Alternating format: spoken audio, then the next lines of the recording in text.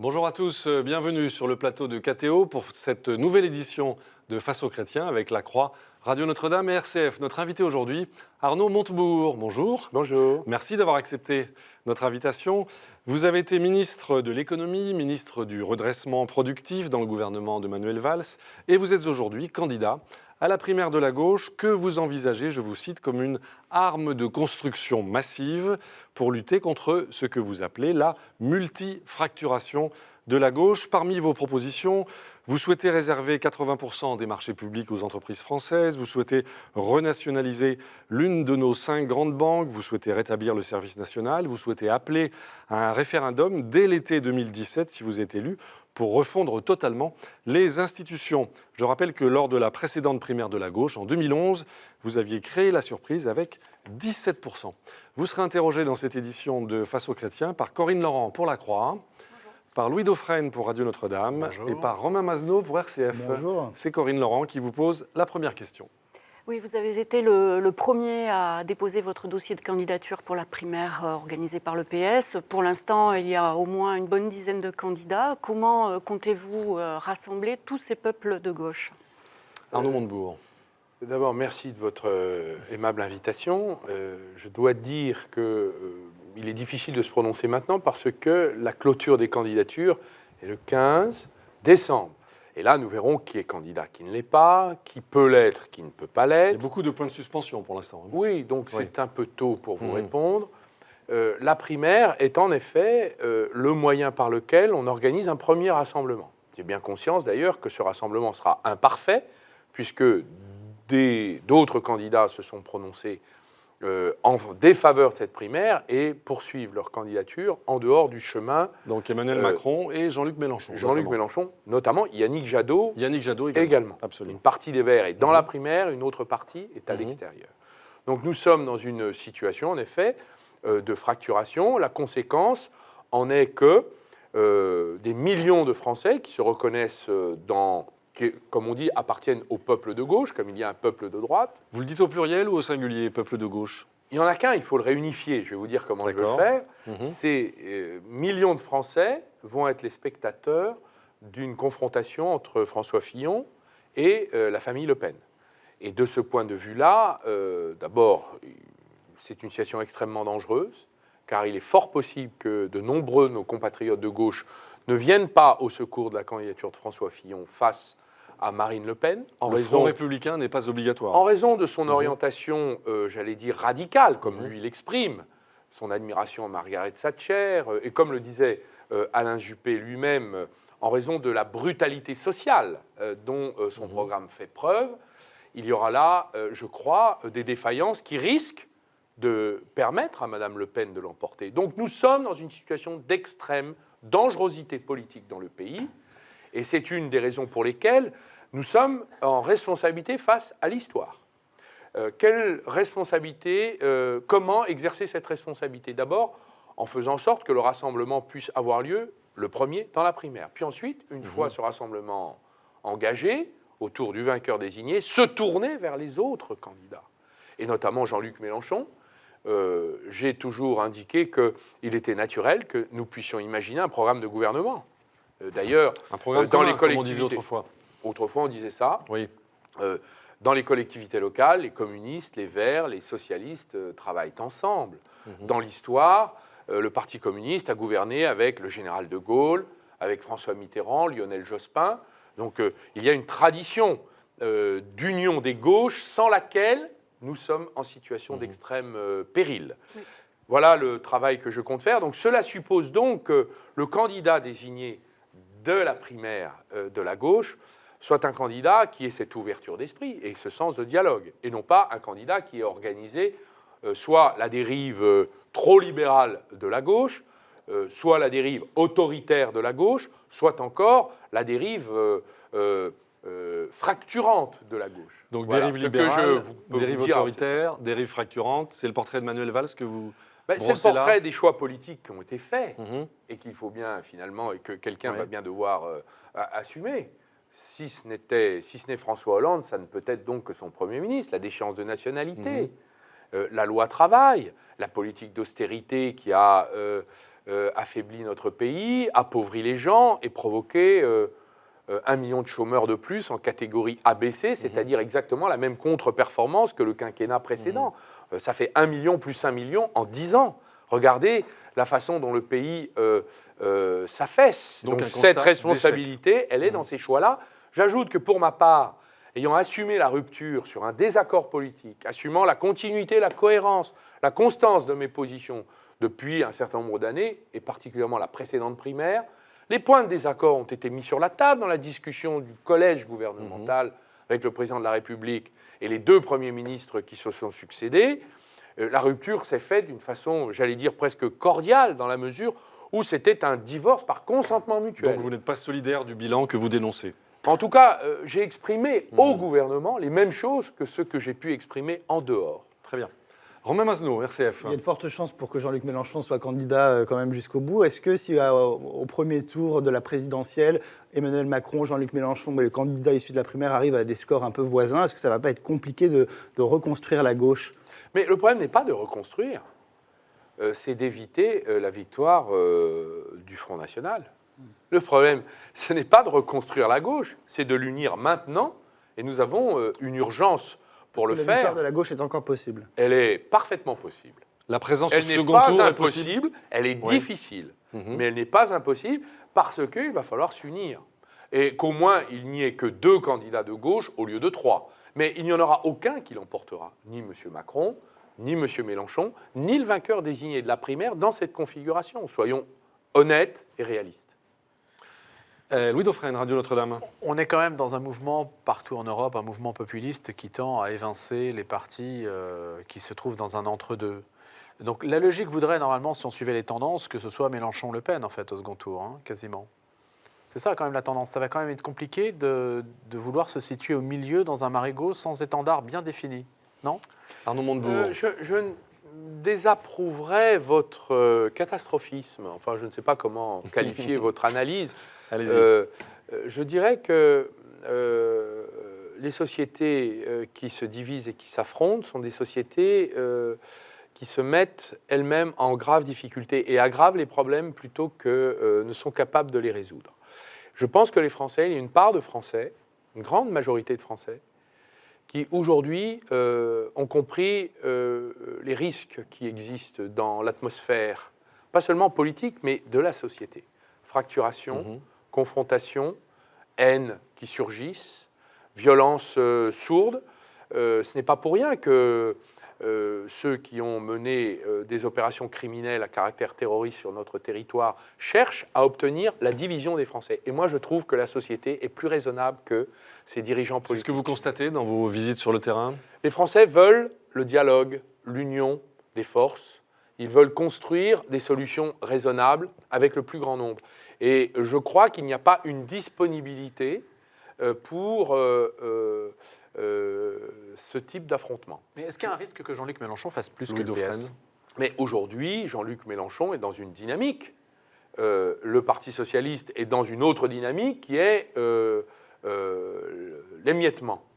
Et Emmanuel Macron est dans une dynamique d'essayer de récupérer le centre droit. Voilà, c'est un peu ce que j'essaie de comprendre. Donc en vérité, il y a des articulations des gauches.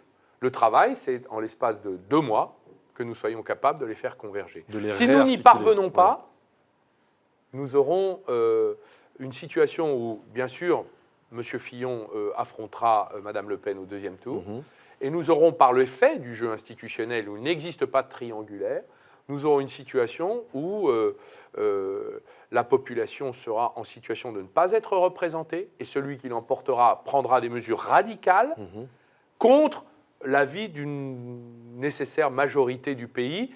Donc c'est finalement le chemin tracé vers la rébellion populaire. Donc nous sommes en situation des urnes. Il y aura une contestation du résultat des urnes. Louis Dauphren. Je pense, oui. En cas de victoire, vous la favoriseriez? Non, je ne dis pas ça. Non. Oublions, revenons sur la situation du pays.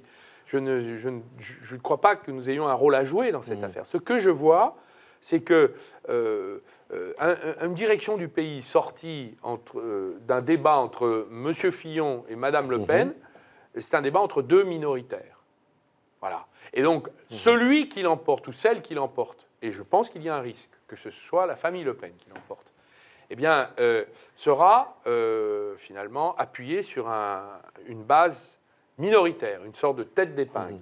Et donc, toutes les mesures, décisions qu'ils prendront seront systématiquement contestées parce que la majorité du pays ne se situera pas là. Mais ce que je ne comprends pas, juste un mot là-dessus, c'est que s'ils arrivent au second tour et s'il y a un élu, c'est qu'il est quand même majoritaire du point de vue arithmétique. Tout dépendra de l'abstention, peut-être. Si Et de la question du si Front les républicain. Français, Arnaud si les Montebourg. Français du peuple de gauche s'abstiennent de voter, on voilà. peut être majoritaire Ça, c'est un d'une risque. minorité qui va voter. Ça, c'est un risque Ouais. pour vous, Arnaud Montebourg. Mais c'est le risque, Oui. j'allais dire, de la démocratie en soi. C'est ça. Mais depuis C'est le qu'en début, vérité, comme ça. ben oui, mais là, Jacques nous Chirac arrivons... était élu avec 20% du... oui, mais voyez ça ne tient pas Mais bien. c'est peut-être plus grave aujourd'hui. Ça ne tient Oui. pas longtemps. Et Alors, aujourd'hui, nous Corinne sommes Laurent. dans une société qui est éruptive et qui, finalement, réagira. Donc, attention à cette situation. C'est pourquoi je pense que nous pouvons construire un dialogue droite-gauche au deuxième tour de la présidentielle où beaucoup plus de Français pourraient se reconnaître impliqués dans ce débat. Corinne Laurent, La Croix. Si l'on vous suit dans ce chemin qui ressemble un peu à un entonnoir, si différents candidats de la gauche, Emmanuel Macron arrivait en tête, est-ce que vous seriez raisonnable dans le schéma que vous venez de décrire? Arnaud Mais Montebourg. en tête de quoi? Ce sera trop tard, puisqu'il ne veut pas être dans les primaires. En tête de sondages. Les sondages ne sont pas une élection. Il faut se confronter au corps électoral pour savoir qui est en tête et qui ne l'est pas. D'accord. Donc, incertitude, toujours. Moi, j'invite Emmanuel Macron à aller dans la primaire. J'ai entendu qu'il disait qu'il s'agissait de débats de syndic de copropriété. J'ai jamais vu une copropriété à 4 Il est millions tout de à fait personnes. opposé au principe de la primaire. Oui, il a encore redit. On lui a dit, ce sont des querelles de clans. Oui. Ce sont des propositions qui s'affrontent, des projets que les Français vont arbitrer. J'ai des propositions à défendre qui ne sont pas les mêmes que celles que défend Manuel Valls et qu'il a mises en œuvre lorsqu'il était au pouvoir. Mais alors, que dites-vous, Arnaud Montebourg, de la proposition de Marine-Noëlle Lienemann, qui sera notre invitée la semaine prochaine, visant à l'unité dès le premier tour entre vous, au sein du Parti socialiste? Mais j'approuve ce point, je l'ai fortement encouragé et j'ai des relations d'ailleurs d'estime et d'amitié avec Marie-Noëlle Lienemann. J'approuve aussi un certain nombre des propositions qu'elle formule. Ce que je sais, c'est que nous avons à chercher toujours les points de convergence. C'est ça qui est un peu le mantra Mais au de premier cette tour, primaire et de cette élection présidentielle. mais au premier tour, chacun pour soi quand même. Chacun fait pour prend ça. ses Oui. décisions et décide. D'accord. Romain Mazeno, RCF. L'heure est déjà au bilan de François Hollande, du quinquennat Hollande. Si vous ne deviez retenir que les décisions positives du mandat, ce seraient lesquelles?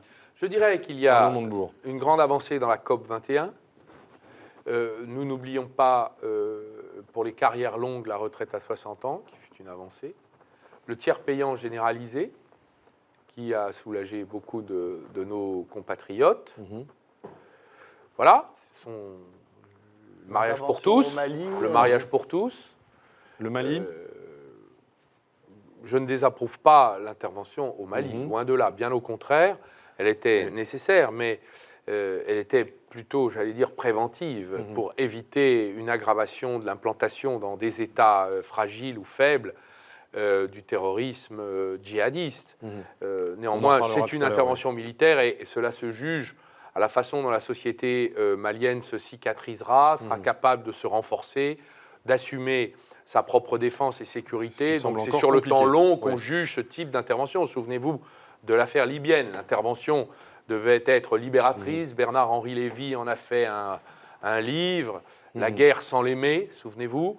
Et aujourd'hui, ce que nous voyons, c'est un pays qui est la base de dissémination de tout le terrorisme dans la bande sahélienne.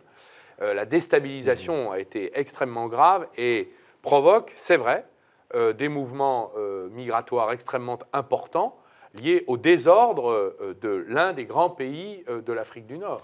Et donc vous voyez à quel point l'inquiétude est forte en Algérie, la Tunisie qui est fragile On va en reparler, est elle-même Oui. contaminée par cette situation. Donc on peut réfléchir rétrospectivement à l'utilité d'interventions de cette nature, qui Une n'est dernière pas question. de même nature que celle qui a eu lieu en Libye et que j'ai approuvée. Une dernière question politique de Corinne Laurent. Pour rester Lacroix. sur les questions strictement politiques, si leurs dossiers sont déposés et validés, l'ancien ministre de l'Éducation, Vincent Peillon, la présidente du PRG, Sylvia Pinel, devraient concourir à la primaire. Est-ce que ces deux nouvelles candidatures ne pourraient pas vous grignoter d'éventuels suffrages ? Elles peuvent en grignoter à Manuel Valls, mais aussi à vous. Dans cette multifracturation que vous Écoutez, moi, dénoncez, Arnaud Montebourg. je n'ai pas d'opinion sur ce que ça grignote ou grignote pas. Ce que je sais, c'est qu'ils sont candidats. S'ils sont candidats, eh bien, nous discuterons avec eux, projet contre projet, proposition sur la table. Le débat d'orientation m'intéresse. Les considérations autres sont subalternes.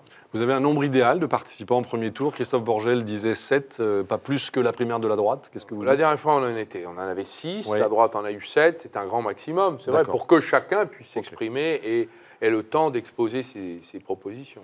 Très bien, on a encore beaucoup de questions à vous poser. Arnaud Montebourg, vous êtes notre invité donc, dans cette édition de Face aux chrétiens. Vous êtes candidat, on l'a dit, à la primaire de la gauche. Nous allons marquer une première pause. À tout de suite.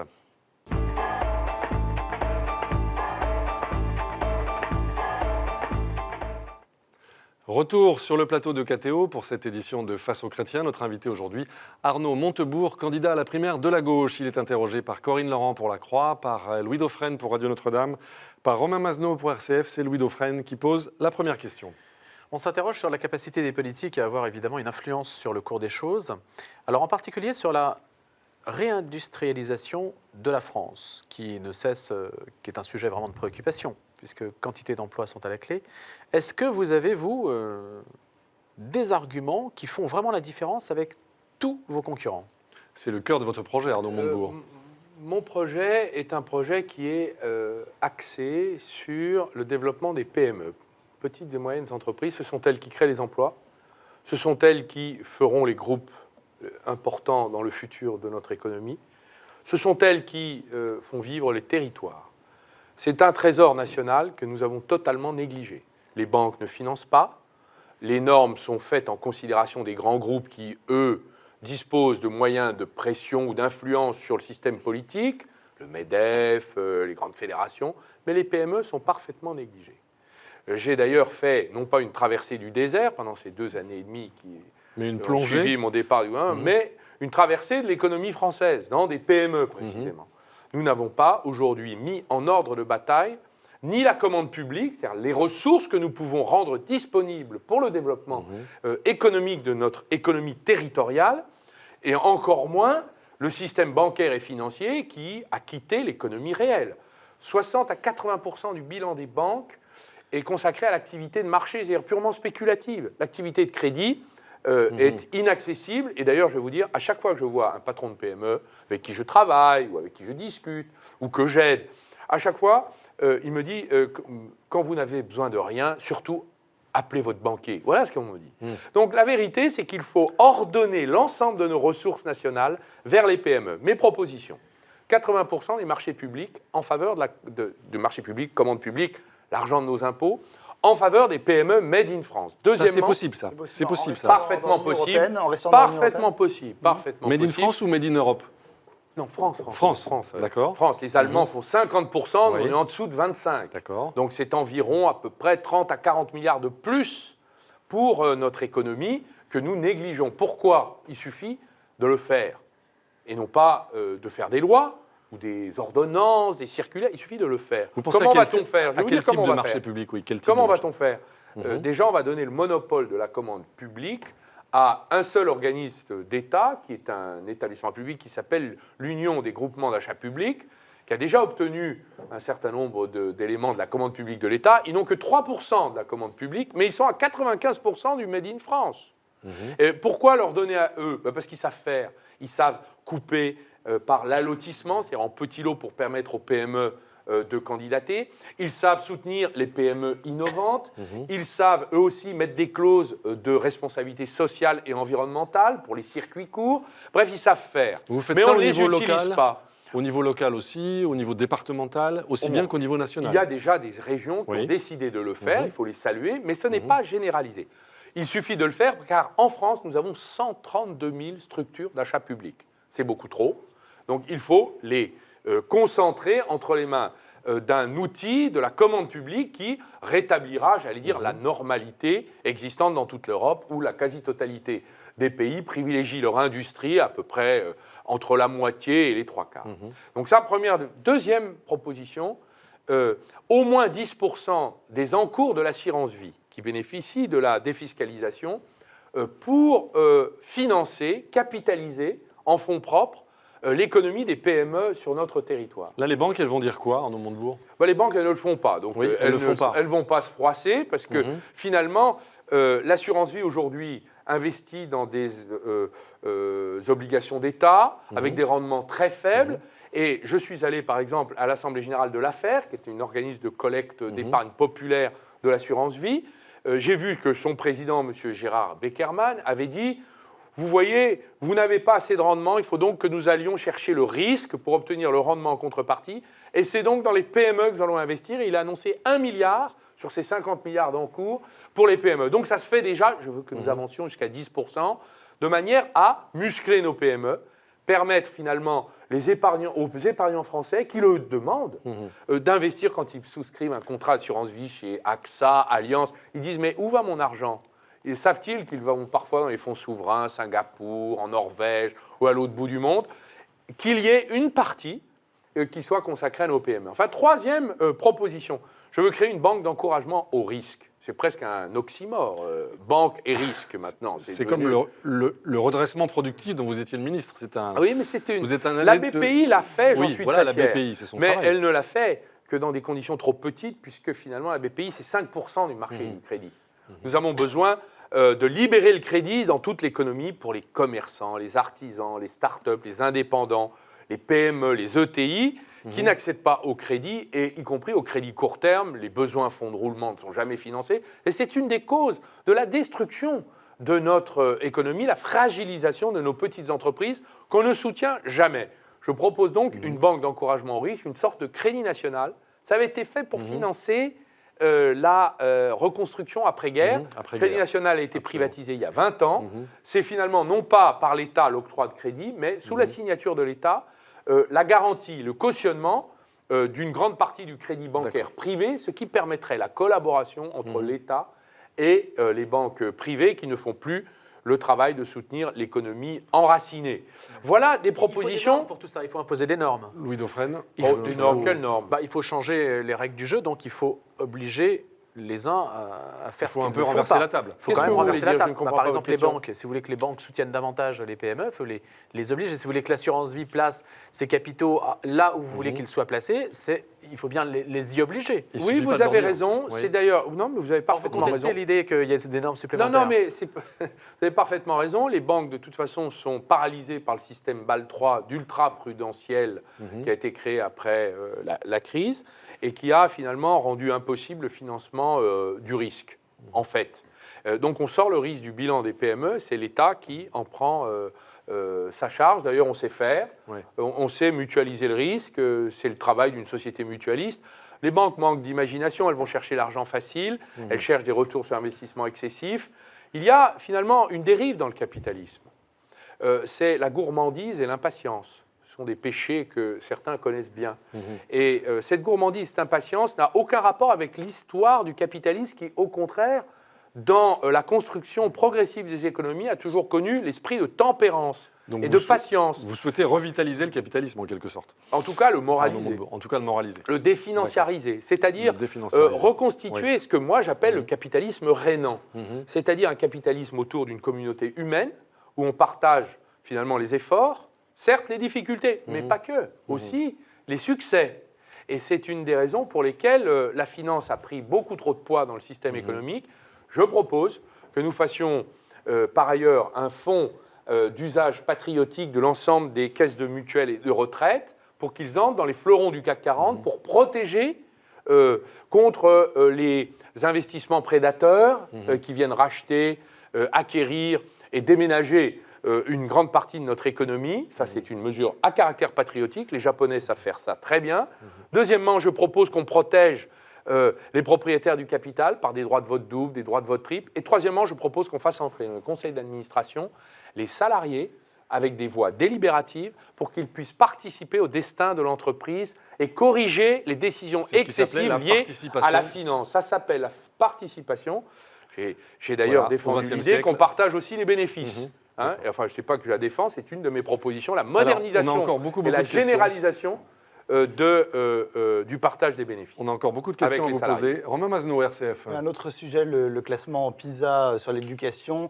La France est dans la moyenne des pays de l'OCDE, mais reste championne des inégalités. Est-ce que c'est une pierre dans le jardin de Najat Vallaud-Belkacem ou est-ce qu'il faut garder un petit peu de recul et attendre quelques années avant de juger son bilan à la tête Il faut de l'éducation libérer nationale? l'éducation nationale comme vous voulez libérer les Français. banques, les Je- PME et l'économie. Arnaud Je Montebourg. dépersonnaliserai cette question difficile et je dirais que finalement les 10 dernières années n'ont pas inversé la tendance alarmante. C'est joliment dit, Arnaud Montebourg. Non, mais Oui. franchement, évitons, On n'y a pas travaillons touché. sur Oui. les propositions Mhm. plutôt. Alors, Qu'est-ce que allons-y. je voudrais faire Oui. plutôt que jeter Allons-y. les pierres à quiconque? Je ne jette la pierre à personne, c'est très difficile. Mais quand même, il y a 30% d'élèves en difficulté en plus depuis 10 ans. 30%, c'est considérable. Sur le terrain, on voit des appels au secours des enseignants qui ne font plus face, ils ne savent pas faire, ils ne sont pas formés suffisamment, ils ne sont pas assez forts, ils ont besoin de renforts. On ne les a pas donnés. Je 60 vois, 000 emplois. il n'y en a que 24 000 qui ont été mis sur le terrain, les autres sont encore en formation. Donc, Donc, un il va bilan en falloir faire demi-teinte, du travail. Mhm. Alors, quelles sont mes propositions? D'abord, la Allez-y. maîtrise des savoirs fondamentaux, lire, écrire, compter. Ça C'est fait là 30 que ça se 30 joue. ans que tout le monde dit ça, c'est à gauche Oui, et droite Arnaud Montebourg. confondus. Mais- Nos Oui, invités de droite l'ont tous dit ici. Mais ils ont raison. Ils ont raison. Mhm. Et pourquoi on pourrait se D'accord. diviser inutilement alors que Ah, c'est pourquoi on n'y c'est arrive une pas on vérité? n'y arrive pas du tout. Hein. Mais parce qu'on n'a pas investi sur cette question-là. Il faut Mhm. investir humainement. Alors, qu'est-ce que je propose? Alors, Allons-y. Qu'est-ce que je Mhm. propose? D'abord, est-ce qu'il ne faut pas, et c'est ma proposition, dédoubler, détripler, c'est-à-dire faire les petits groupes mhm. qui permettent l'acquisition des savoirs. Ça n'a pas été fait, sauf dans des cas assez rares, ni systématisé là où il y a des problèmes, ni même Mhm. différencié selon les problèmes des enfants ou des familles. Donc en vérité, on fabrique des normes uniformes qui rendent impossible finalement la réforme. Pourquoi? Parce qu'on ne peut pas tout faire, tout, partout. En revanche, là où il y a des besoins particuliers, des chèques scolaires avérés, il n'y a pas de réaction Donc vous soutenez. différenciée de l'appareil d'État qui C'est serait capable, par la confiance qu'on pourrait accorder, les dotations horaires qu'on pourrait assortir de cette confiance à destination des enseignants, des gens qui travaillent sur le terrain et qui se battent quand même. Le système de l'éducation nationale, d'ailleurs, c'est comme les hôpitaux, repose sur le dévouement de ses agents. Mhm. Il faut leur reconnaître. Il faut mieux les payer, mieux les former, les renforcer et, par exemple, leur donner les moyens de réussir et de donner la réussite à chaque Donc enfant. il faut à la fois mieux les payer et il faut qu'il y ait plus d'enseignants. Il faut les deux à la fois. Et Je une crois. part d'autonomie et de déconcentration, Donc, c'est plus ce que de vous budget, dites. hein. Mais je pense Oui. que la question de l'autonomie, elle est théorique, parce qu'en Oui. vérité, elle moyens. existe, et il suffit de faire confiance aux gens de terrain qui disent, par exemple, qui disent les choses. Par exemple, nous avons 6 000 inspecteurs qui vont inspecter les professeurs.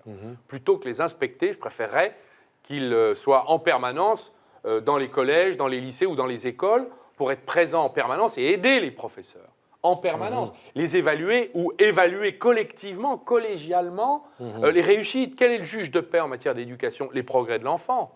Est-ce qu'il a réussi à franchir un passage? Et si c'est insuffisant, parce que moi je vois des familles, toutes classes sociales confondues, qui décident de confier leurs enfants au secteur privé, On allait soit le par dire. des cours particuliers, Oui, soit des écoles absolument. privées qui sont payantes. Voilà. Et j'entends maintenant sur le terrain des familles modestes ou moyennes qui disent mais l'école n'est plus gratuite comme l'avait proclamé Jules Ferry. Donc en fait, le service public n'est pas à la hauteur des difficultés des enfants. Deuxième proposition, je propose un maître des savoirs fondamentaux qui suivrait les mêmes enfants pendant 3 ans pour les amener à bon port. Enfin, troisièmement, je trouvais l'idée d'Alexandre Jardin et de Bleu, Blanc, Zèbre qui a mis les retraités de l'éducation nationale sur le terrain pour aider, sous l'autorité des instituteurs, des professeurs des écoles ou des professeurs tout court, pour aider chaque enfant qui est en difficulté, pour qu'il ne soit pas seul. D'ailleurs, je propose, puisque je veux rétablir service national civil, militaire, humanitaire, et On de va en façon parler, obligatoire pour les jeunes filles et les jeunes femmes, en laissant d'ailleurs s'écouler les études pour qu'il n'y ait pas de préjudice sur l'accomplissement des études. Nous aurons beaucoup d'appelés au service national qui auront une formation qu'on peut mettre à la disposition pendant 6 mois de l'éducation nationale pour aider ces enfants en difficulté. C'est pour moi l'esprit d'une mobilisation nationale des ressources du pays pour avoir une jeunesse qui dispose et enfin tienne les clés de la réussite. Vous vous souvenez de cette phrase l'ascenseur social est bloqué, j'ai pris l'escalier. Mais même, il y a aujourd'hui maintenant des gens qui pensent qu'il n'y a même plus Il reste au d'escalier. rez-de-chaussée. Sur un autre dossier, Corinne Laurent, Lacroix. C'est possible? Rapidement sur l'école, Il y a des rapidement. PME Wilfried. scolaires, des PME, les écoles hors contrat, c'est des PME qui veulent que les savoirs fondamentaux soient maîtrisés. Elles en font même leur cœur de métier. Vous les encouragez? Ben, en tout cas, Arnaud aujourd'hui, nous avons un problème, c'est que dès que l'école qui se privatise dans la vie des familles, il y a des familles qui ne peuvent pas payer l'école privée. Donc nous C'est sommes... pas forcément très cher. Hein. Non, mais Oui. c'est quand même un prix. Mhm. Il y a des gens qui ne se soignent pas. Savez-vous qu'il y a des Oui. gens qui ne se soignent pas? 36% de la population retient ses soins parce que elle ne peut pas pour des raisons financières. 36% de la population, c'est considérable. Il y a des restes à charge de 500 euros par an. Il y a des gens qui sont à l'euro près dans leur vie quotidienne. Et la fin du mois, elle est le 10 ou le 15 maintenant. Parce qu'il Donc y a les écoles hors contrat ne sont et pas des gens qui forcément la travaillent solution. dur. Moi, je prends Ouais. l'exemple d'une femme Mhm. qui gagne 800 euros par mois parce qu'à temps partiel contraint, par exemple, travaillant dans Hôtesse un de caisse. supermarché, Allez. par Ouais. exemple, Mhm. qui élève son enfant seul, qui n'a pas de pension alimentaire parce que son ex-conjoint n'honore pas sa responsabilité de papa, de père, et qui assume toute seule la situation à laquelle elle doit faire face. Vous croyez qu'elle peut, quand elle peut aider son enfant, qu'elle peut toute seule, qu'elle peut, en plus de l'élever, aller se payer une école ou des cours particuliers ou une école privée? Je ne le crois pas. Et il y a beaucoup de familles qui ont du mal à faire face. Donc j'ai deux propositions On pour vous a elle, par compris. exemple, Mhm. sur le plan Oui. de l'extension du modèle social dans un sens de justice supplémentaire des allocations familiales pour le premier enfant, notamment pour les femmes Dès le qui premier les enfant, élèvent. oui. Oui, pour les femmes qui les élèvent en famille monoparentale, comme on dit. Et puis surtout, la baisse de la CSG pour les classes moyennes et les classes populaires. Des tas de familles ne payent pas l'impôt sur le revenu, mais payent quand même 10% de leur revenu sur la CSG. Comme moi, je paye la CSG à 10%. Moi, je peux. Mais les personnes qui ont des tout petits salaires, elles payent 10%. Donc, je propose la CSG progressive. Donc, en fait, un surcroît de pouvoir d'achat, ça fait partie de mes mesures de redécollage économique, pas seulement Allez. de justice sociale. Une dernière question politique de Corinne Laurent, Lacroix. Oui, vous m'avez volé la question. Je voulais vous interroger justement. La gauche ne va pas échapper à un débat sur les minima sociaux et plus précisément sur les précaires. Je voulais savoir ce que vous proposiez. Là, on a vu pour les femmes seules qui élèvent seuls leurs enfants. Et la fameuse question Voilà. du... Est-ce que vous souhaitez alléger leur fiscalité, la CSG, etc. Mais plus... Voire instaurer un revenu universel pour tous, dont on parle beaucoup aussi. Je Arnaud suis Montebourg. favorable à la baisse des impôts sur les classes moyennes et classes populaires. Monsieur Fillon défend la baisse des impôts sur les familles aisées et sur 340 000 personnes qui vont bénéficier de la suppression de l'ISF à travers un cadeau de 5 milliards d'euros. Ça, c'est la position de François Fillon. Ma proposition est que l'austérité fiscale qui a frappé les veuves, les retraités, les fonctionnaires, ceux qui ont des petits salaires, qui n'ont que leur travail pour vivre, doit être progressivement effacée. La première mesure que je défends, qui est une mesure à la fois de justice sociale et fiscale, mais aussi une mesure d'efficacité économique, permettre aux gens de vivre de leur travail, ce n'est quand même pas, j'allais dire, trop demandé à une société. Et faire en sorte que quand on gagne le SMIC, en dessous du SMIC, ou une fois jusqu'à 1,2 le SMIC, qu'on puisse être déchargé du fardeau fiscal. Est-ce qu'on ne peut pas le demander? Et souvent, on entend que ce sont des gens qui ne paieraient pas d'impôt. Ils ne payent pas l'impôt sur le revenu, ils payent tous les autres, et particulièrement l'impôt social, qui est un impôt proportionnel La et non TVA, pas la CSG. progressif. Je propose non pas d'effacer l'impôt, mais de le réduire de façon drastique. Ce serait pour une personne qui gagne le SMIC, ce serait un surcroît de pouvoir d'achat de 1 000 euros par an. C'est un peu, je dois vous dire, quand j'avais fait évaluer les conséquences de l'austérité fiscale décidée dans les années Hérault-Valls, je me souviens que l'OFCE avait évalué qu'en 3 ans, c'était 1 650 euros en moyenne par ménage moyen qui avaient été prélevés en plus sur leurs revenus. C'est ça Et l'austérité c'est pour en ça que vous France, avez c'est quitté le gouvernement. l'appauvrissement. Et c'est pour cette raison, Pour cette raison. que, Très bien. faute d'inflexion majeure, c'est ce que j'avais demandé dans mon discours de Frangy de la politique économique, c'est-à-dire redonner le pouvoir d'achat, réinvestir dans les infrastructures, ce que font maintenant la quasi-totalité des pays du monde, à l'exception de la zone euro, c'est ce que nous aurions dû faire pour éviter Alors, la justement, fatalité de la pauvreté et du chômage. Commençons par les fondamentaux économiques. Justement, on va parler du reste du monde. Nous avons encore beaucoup de questions à vous poser. Arnaud Montebourg, je rappelle que vous êtes notre invité dans cette édition de Face aux Chrétiens. Vous êtes candidat à la primaire de la gauche. Nous allons marquer une pause. À tout de suite.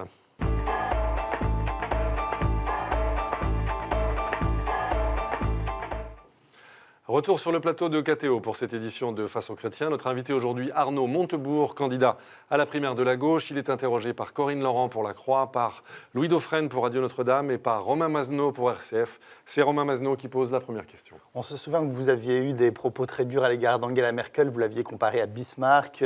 Est-ce que vous regrettez ces propos? Est-ce que Angela Merkel n'est pas l'honneur de l'Europe aujourd'hui quand elle accueille des centaines de milliers de migrants dans son pays, quand elle dit que Alep est une honte pour l'Union européenne? Arnaud Montebourg. D'abord, j'avais cité son principal opposant, M. Sigmar Gabriel, qui est devenu son vice-chancelier, qui nous l'avait dit et qui s'était exprimé publiquement. Donc c'était une citation. Ce n'était pas, et je ne revendique pas de droit d'auteur sur cette expression. Je pense que nous avons, devant la situation économique, un problème avec l'Union européenne. C'est la seule région au monde où la crise a été artificiellement prolongée et où les besoins de croissance ne sont pas au rendez-vous. Partout ailleurs, le chômage a chuté de façon avantageuse. La croissance et la machine économique s'est remise en marche. Chez nous, par des mesures d'austérité qui sont imposées par des traités que nous avons signés et non renégociés, non conformément au discours du Bourget de François Hollande, nous sommes en situation de prolonger artificiellement la crise et donc les souffrances économiques de nos populations. Et pas seulement en France, partout. Donc, s'agissant de la politique migratoire et Par exemple. des questions relatives au dossier syrien, nous avons là, il est bien certain, un certain nombre de questions à nous poser sur la façon dont l'Europe peut jouer un rôle uni dans le concert des nations. Et unie pour elle-même dans sa politique migratoire. Car Mme Merkel, je le rappelle, a décidé d'ouvrir aux réfugiés ce que je ne peux désapprouver dans son principe, mais elle a pu le faire pour des raisons qui sont démographiques. Vous savez que l'Allemagne ne fait plus d'enfants. L'Allemagne a besoin de travailleurs. Elle a besoin de travailleurs. Elle a donc, elle, pris une décision stratégique pour son pays que je peux comprendre, mais sur laquelle, pour des raisons politiques, elle est revenue. Donc il y a donc là, finalement, des choix, c'est un peu comme l'abandon du nucléaire, ce sont des choix de cavaliers seuls et non pas des choix coopératifs dans lesquels nous aurions intérêt à agir tous. Mais Je dois dire que la êtes... France prend et Oui. doit prendre sa part des souffrances du monde. C'est la phrase célèbre de Michel Rocard, même si elle ne peut pas le faire pour tous, mais je peux, moi, dire la fierté que j'ai de voir sur le terrain des maires, un petit millier, des communautés chrétiennes, des associations parfaitement laïques qui s'engagent dans la tradition hospitalière dans notre pays et qui ont fait prévaloir l'esprit d'ouverture, d'hospitalité et de générosité. J'ai entendu qu'il y avait des abcès de haine ou de violence ou de rejet. Ou d'incompréhension. Oui. J'ai entendu ça, parfois même stimulé par un certain nombre de partis politiques dans lesquels, vous l'avez compris, je ne me reconnais nullement. Il y a aussi des peurs, des incompréhensions. Il est normal qu'elles s'expriment et qu'elles soient, j'allais dire, entendues pour rapprocher les âmes, les cœurs, les gens. C'est normal d'agir ainsi. Donc moi, j'approuve le fait que, au lieu d'organiser l'arrivée de migrants contre la vie des populations, on en discute, on construise les conditions de cette réussite. Et il y a des réussites partout sur le territoire, à l'initiative de maires, de préfets, d'associations. Et je dois vous dire que la France, comme me disait un haut fonctionnaire du ministère de l'Intérieur qui était en charge de l'évacuation du camp de Calais, les Français sont parfois beaucoup plus raisonnables que leur classe politique ou dirigeante. Voilà une bonne nouvelle. Une question de Corinne Laurent, La Croix. Après cette émission, vous allez partir en Algérie en déplacement. Quel est l'objectif de cette visite, à la fois sur le plan national qu'international? Vous savez Arnaud que la France et l'Algérie sont deux pôles de stabilité dans la Méditerranée. Nous devons à l'Algérie d'avoir une armée solide qui a résisté au terrorisme pendant 10 ans. C'est un pays qui s'est battu seul et qui était, si j'ose dire, aux avant-postes de la lutte contre le terrorisme djihadiste, qui a failli d'ailleurs y passer. C'est un pays qui a contribué à la stabilité du Sahara, qui travaille à réconcilier l'ensemble des forces libyennes. Et c'est un pays avec lequel nous avons une alliance historique et qui doit se projeter encore plus loin dans le futur. C'est un pays, par ailleurs, qui, en raison de sa rente pétrolière finissante, doit assumer sa reconversion pour donner du travail à la jeunesse.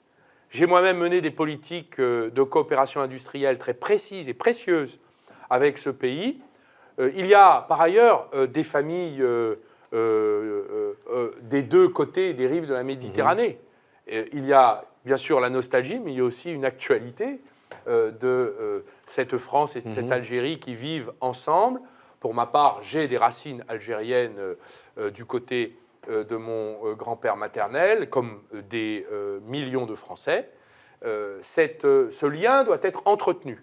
Et pour moi, c'est important de dire ce que nous voulons faire ensemble pour que les Algériens et les Français sachent ce qu'ils se doivent mutuellement. Est-ce que vous êtes inquiet pour l'après-Montebourg, pardonnez-moi, l'après-Bouteflika, voulais-je dire, Arnaud Montebourg?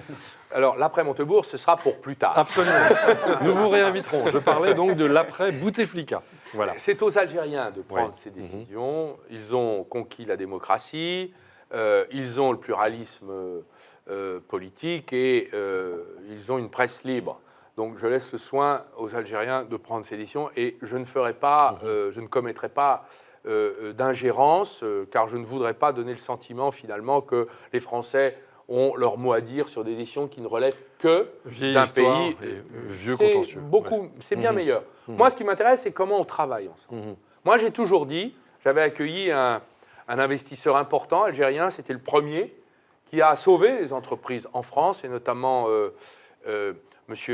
Rebrab et son groupe Cévital, qui pèse plusieurs milliards d'euros en Algérie, a investi et a sauvé Fagor-Brandt. J'y avais travaillé parce que pour moi, c'est important qu'on voit que l'Algérie, elle aussi, est capable d'investir, de travailler dans notre pays. Il n'y a pas que la France qui est capable de travailler en Algérie. Et cette réciprocité, ce pied d'égalité pour aborder la question de l'avenir, a un rapport aussi avec le développement de l'Afrique. Nous avons, en face de nous, la question africaine, son insécurité croissante, son évolution démographique, ses difficultés climatiques, les problèmes migratoires considérables, avec les risques de transformation du Sahel en Sahélistan. On fait quoi? On ferme les frontières, on ouvre? On ne réglera pas le problème de l'instabilité africaine avec des destroyers qui patrouilleront le long des côtes. On le réglera avec les Africains en organisant un plan européen de développement urgent, des investissements dans l'énergie, des stratégies de colocalisation économique, au lieu d'aller investir en Chine, qui est un pays qui a émergé et qui est en train de reconquérir sa place initiale dans le monde bien avant le sac du palais d'été et la guerre de l'opium au XIXe siècle. Nous avons à imaginer de développer une base économique qui travaillerait avec le Nord du côté de l'Afrique. C'est notre intérêt géographique, mais c'est l'intérêt aussi de la coopération que nous pouvons mener. Ce que nous voulons faire avec les Algériens est tout à fait stratégique et exemplaire vis-à-vis de l'Afrique. Et pour nous, nos alliés et amis algériens ont une influence importante et croissante dans tous les pays de l'Afrique. Et c'est une des raisons pour lesquelles nous avons besoin de travailler avec eux, d'abord à sécuriser l'Afrique, à la stabiliser, mais aussi à la développer. C'est ce que je veux faire et c'est le sens de mon voyage en Algérie. Nous vous avons bien compris. Arnaud Montebourg, il nous reste peu de temps, encore beaucoup de questions. Romain Mazno, RCF. Qu'est-ce qu'il faut faire pour aider les chrétiens d'Orient? C'est une question qui se pose depuis très longtemps. On a l'impression qu'on est vraiment impuissant. Qu'est-ce qu'on peut faire? Arnaud Montebourg. On ne pourra, et d'ailleurs je pense à tous ces hommes et toutes ces femmes d'Alep qui meurent, enfants qui meurent sous les bombes, avec l'impuissance de la communauté internationale et le sentiment, c'est vrai, de honte lié à cette impuissance. Je voudrais dire que nous devons, et si j'avais à proposer aujourd'hui, si j'étais le président des Français, je pense que par un activisme diplomatique, nous pourrions imaginer, et c'est l'esprit d'ailleurs de ce que moi j'envisage comme un plan de désescalade par la diplomatie des affrontements et du conflit dans cette région explosive du monde, je proposerais que les puissances mondiales, quelles qu'elles soient, les membres permanents du Conseil de sécurité, s'adjoignent les puissances régionales, l'Arabie saoudite, l'Iran et la Turquie, qui se font des guerres par procuration sur ces territoires, et que nous fassions une sorte de Helsinki, comme cela a eu lieu à travers l'OSCE en 1975, lorsque les frontières, pendant la guerre froide de l'Europe, étaient menacées par la Russie soviétique, que nous ayons la même approche de vouloir sortir la Syrie en regardant l'avenir de la Syrie, de l'après-guerre syrien, à travers, non pas une partition, mais une Syrie confédérale avec des minorités, les Alaouites, les Sunnites, les Kurdes, dont la survie serait préservée et protégée. La communauté internationale pourrait imaginer d'agir ensemble. J'ai noté que l'Arabie saoudite et l'Iran, qui ne se parlaient plus depuis très longtemps, se sont remis à la même table au sein de l'OPEP, où ils ont trouvé des convergences d'intérêts. Nous pourrions imaginer que le monde, l'ONU, sous son égide, mais aussi des grandes puissances, commencent, et y compris la Russie, qui doit être autour de la recherche du dialogue. On ne règle pas les problèmes par les interventions militaires, on risque généralement de les aggraver, et on fait beaucoup de mal à l'esprit humain. Voilà pourquoi, et de l'amour que nous avons pour l'humanité. Voilà pourquoi je proposerais que la France se déploie sous une forme d'activisme diplomatique pour engager un plan de désescalade militaire par la diplomatie mondiale. Corinne Laurent-Lacroix. Et dans ce cadre, vous auriez quel type de relation avec Vladimir Poutine d'un côté et Donald Trump de l'autre? Je crois que nous travaillons avec les puissances disponibles.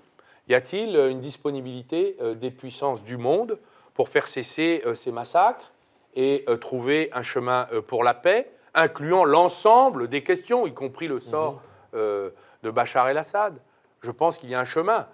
Il s'agit donc d'avoir des relations qui puissent se normaliser dans un cadre exigeant par rapport à nos valeurs, mais aussi nos intérêts. C'est de notre intérêt que cessent ces hostilités, car vous avez vu que l'explosion de la Libye, de la Syrie et de l'Irak est en train de bouleverser la donne migratoire du champ et du théâtre européen, et nous aurons beaucoup de mal à faire face aux conséquences de la prolongation de ces hostilités. Une dernière question de Romain Mazno, RCF. Est-ce qu'il faut signifier une fois pour toutes à la Turquie qu'elle n'a pas sa place dans l'Union européenne, compte tenu notamment de la dérive autocratique de Recep Tayyip Erdogan? Je crois que vous avez donné la réponse dans la question, puisqu'il y a finalement des conditions, je crois que c'était les conditions, les critères de Copenhague, je crois que c'est ainsi qu'on les appelle, qui sont de moins en moins au rendez-vous. Je pense en revanche que la Turquie, qui est la fenêtre sur l'Asie, qui a un pied en Europe, un pied en Asie, comme il est de coutume de le dire, doit être dans des rapports de coopération extrêmement serrés avec l'Union européenne. C'est difficile aujourd'hui. Pour ma part, je suis opposé à toute forme d'élargissement de l'Union européenne. Je n'ai pas voté le précédent élargissement, j'étais député à l'Assemblée nationale en 2004. Je me suis à l'époque inquiété des graves conséquences de cet élargissement qui ont conduit à la paralysie de l'Union européenne et à l'impossibilité d'ailleurs d'avoir un projet commun tant les préoccupations sont hétérogènes. Et il est pour moi constant, depuis maintenant presque plus de 15 ans, que je refuse tout accommodement avec ce principe. On ne pourra plus élargir l'Union européenne ni à l'Ukraine, ou alors pourquoi pas jusqu'au Kamtchatka, et nous pourrions imaginer, dans ce cas-là, de dissoudre l'Europe dans le monde. Elle l'est déjà dans la mondialisation. Nous aurions fort à faire à reconstruire une Europe efficace, à moins, et si nous ne le faisons pas, ce seront les peuples qui décideront de la démolir. C'est ça qui est en train de se passer. Donc si je vous comprends bien, ça sera votre dernier mot, Arnaud Montebourg, vous êtes plus européen que souverainiste. Je suis pour la souveraineté partagée en Europe, quand elle n'impuissante pas les États et quand elle est efficace pour traiter l'essentiel. Aujourd'hui, que se passe-t-il? L'Europe est inefficace pour traiter l'essentiel, mais est intrusive dans la vie des États membres. Faisons l'inverse. Voilà. Et pour ma part, je crois que l'Europe doit protéger le premier marché du monde, cette première puissance économique mondiale, et parler à égalité et réciprocité des puissances qui sont elles-mêmes protectionnistes.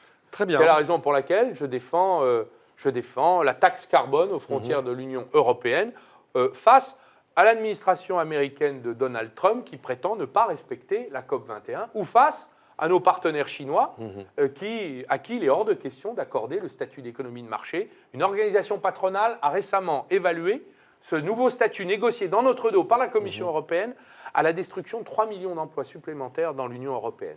Cela Très bien. commence à suffire.